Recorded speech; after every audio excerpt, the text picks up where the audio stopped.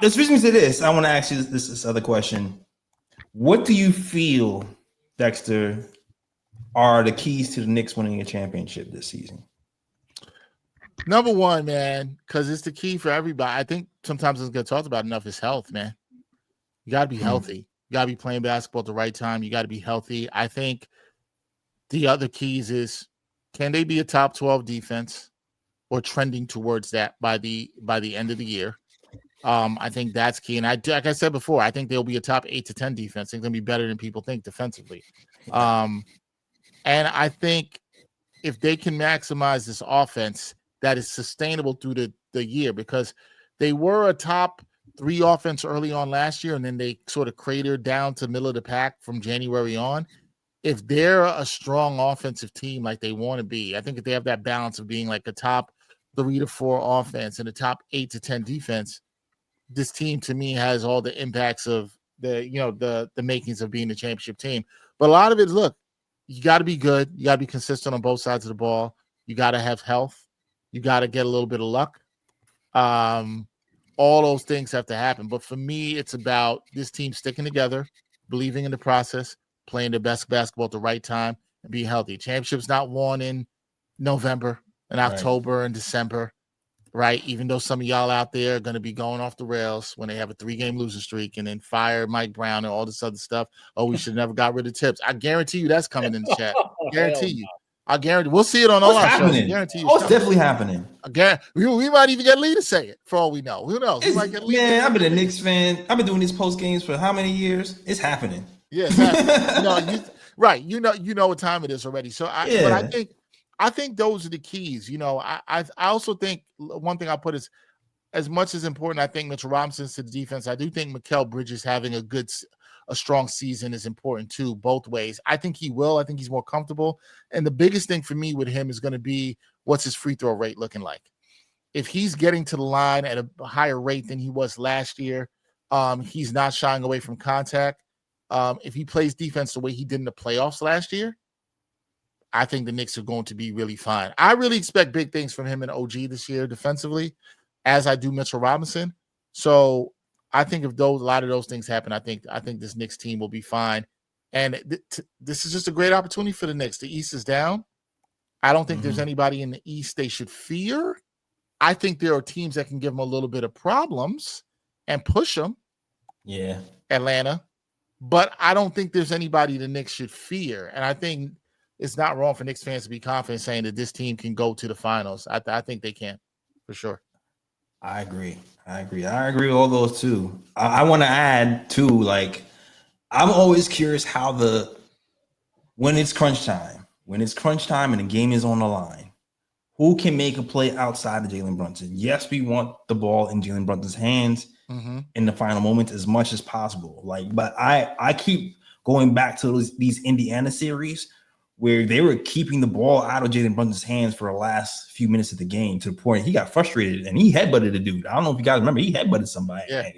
That dude is still walking around, which is amazing that he survived that. But we need to find a way to get into offenses and to score even when Jalen Brunson doesn't have the ball, or at least find a way to work our offense so that even when he doesn't have the ball, we can work it so he can get the ball a little bit later. So to me, that's one thing I think we need to see in the playoffs, is getting offense going in crunch time without Jalen Brunson having the ball in his hand, and even just working a play where even if he doesn't start with the ball in his hands, we get the ball in his hands with enough time for him to do his work.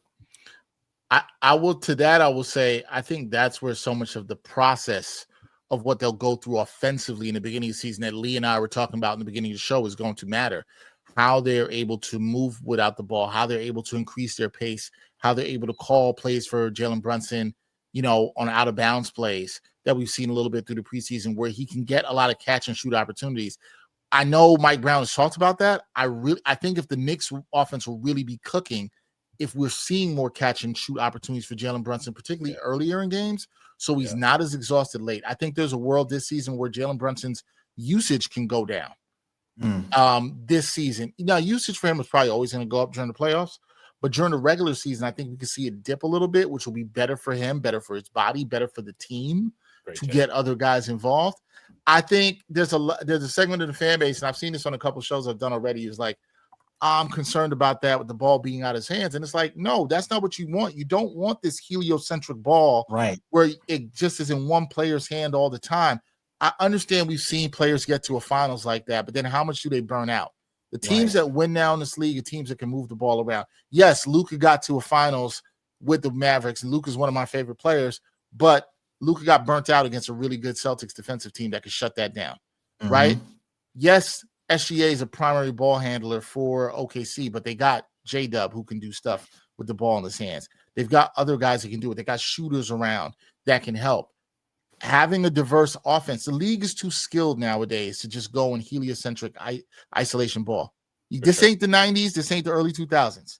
Like, I know some of y'all like it. I know you revel for those days. That's not how you win in the league right now. That's not happening. So to your point, Jay Ellis, you're right. Does Brunson need the ball late in the shot clock? But if it's the point that I think you're making is the offense was too predictable. Yeah. And you're right. And that's what I think is different. You got to have the variety, the diversity. I keep bringing up those words. But I think if the Knicks build on that, become better at that through the season, it'll be better for them come the postseason. Yeah. I don't know if anybody else has anything to say. I know Ryan. I got more, but I want to give somebody else some time to eat. Dexter. Yeah. Thank you, man.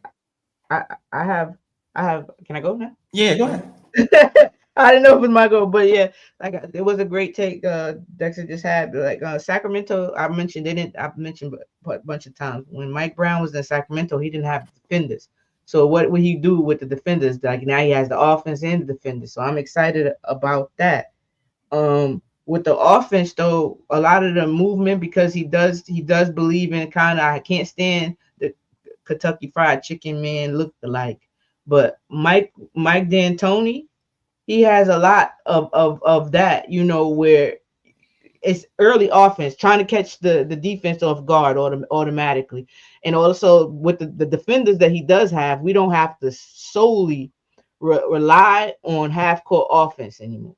They're going to push and make the defense really be offense all the time, trying to push. Even on made buckets, we're going to try to push that. I spoke about it before, the flow offense, which is normally early in the shot clock push kind of offense.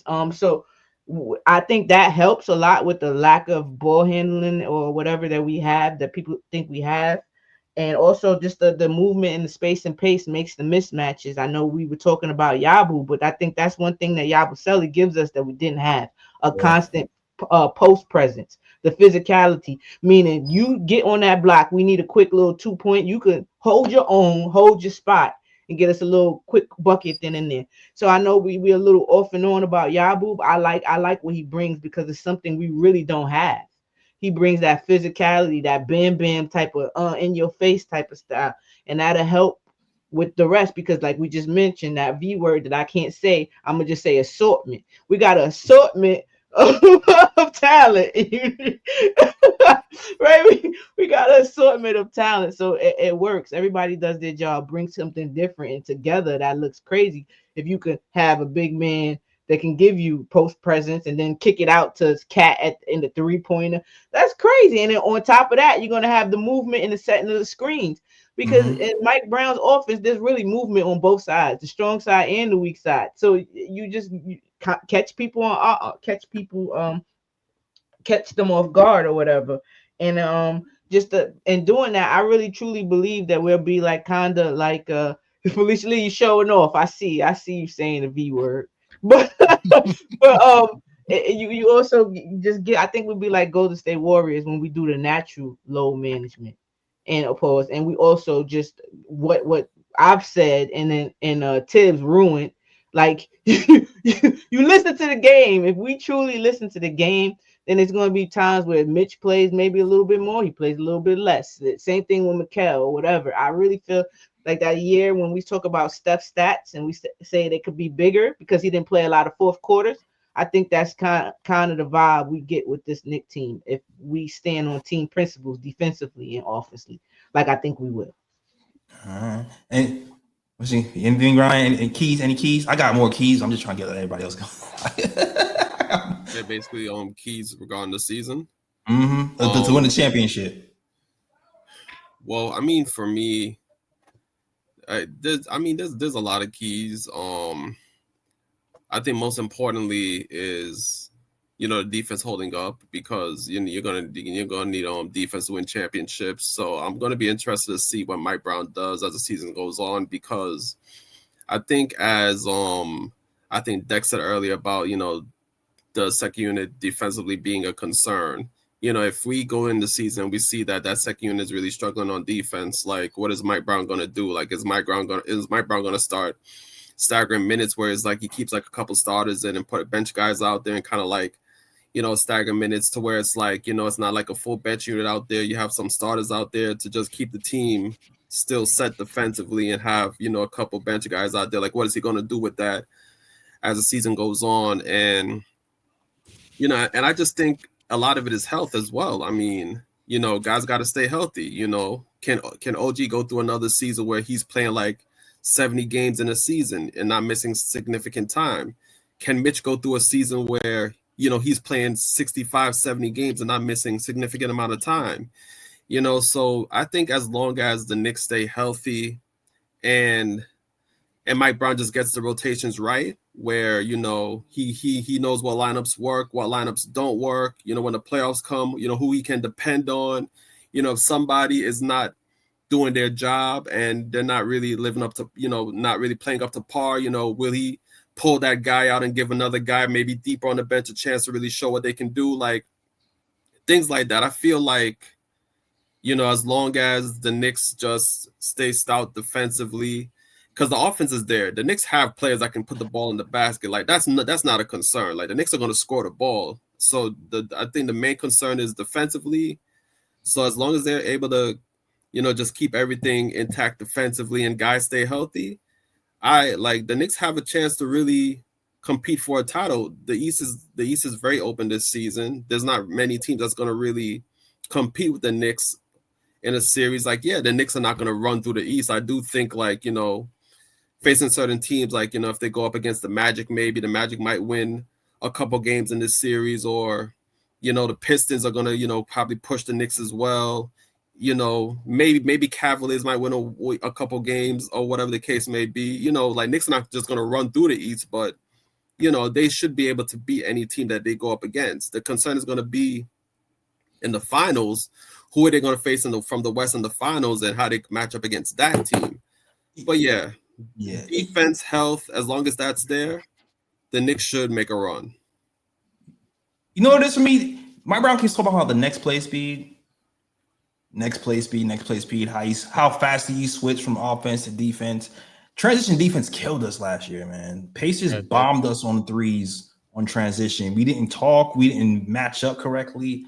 Like, transition defense for us this year is going to be a big deal. And if he can fix that, he's a freaking miracle worker, because that was probably the worst part of our defense last year. It might have been the transition defense. And just Cat in general. Like, I know Cat and Brunson both defensively kind of struggle, but the thing with Cat is the mental lapses with Cat in big moments killed me. I know there's been a lot of talk about Cat and Tom Thibodeau playing Cat in drop coverage.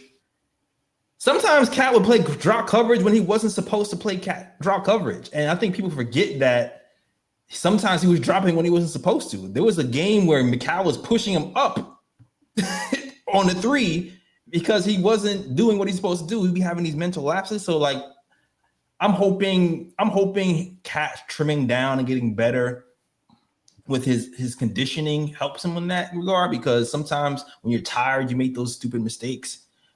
So I'm hoping that helps him out. I'm hoping the reps and practice help him out. But to me, those are the things that I think needs to be cleaned up for us to win the chip. Yeah, I think you kind of stole my point on what it's going to take. I think buying in is a big thing this year. And buying in, I think having Mike Brown, who's willing to have those personal relationships, is a big thing. Because buying in is usually having someone do something that they naturally wouldn't want to do. And not only telling them what to do, but making them want to do it and it's their idea. Sometimes it being their idea is the difference between it's working and not working. And I think that personal relationships is a big thing. Being talked at rather than being talked with is going to make a difference.